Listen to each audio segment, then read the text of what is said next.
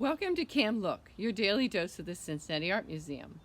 Each weekday, a staff member or volunteer will present a piece from the museum's permanent collection and pose questions for discussion. Please check back at 10 a.m. each day for a new work and a new conversation. I'm Susan, a docent at the museum, and I'd like to present the tomb effigy of Don Sancho Saiz Carillo. This work is located in Gallery 203.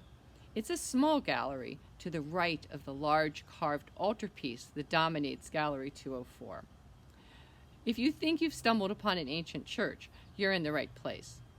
The wall paintings or frescoes are from a chapel that's even older than the one Don Sancho was buried in. An effigy is simply an image of a person. The tomb effigy of Don Sancho is a sculpted representation that lay on his coffin, something that's not in our collection. So let's take a moment and get to know a little bit about this person.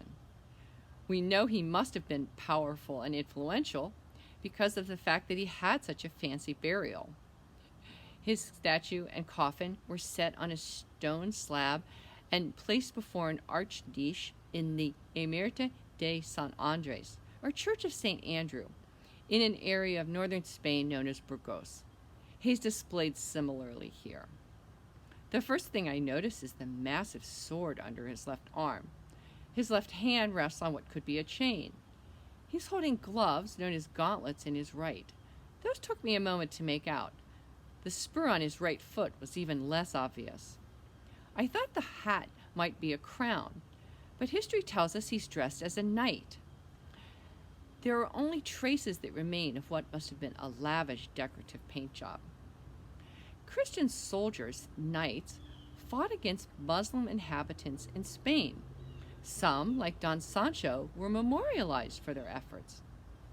In 1210, by the time Don Sancho died, Muslim inhabitants were gone from this area, but traces of their art remained. Turn to the wall paintings and check out the beautiful leafy vine pattern that underlines the figures. This is known as arabesque. The geometric pattern over the man on the horse is another example of Islamic art. They make great use of geometric forms. I better leave the rest of this for another Cam Look. I wonder, does Don Sancho miss his effigy? What would he think of its final resting place here in the museum? I find this area very peaceful. Be sure to visit it the next time you're here to see us.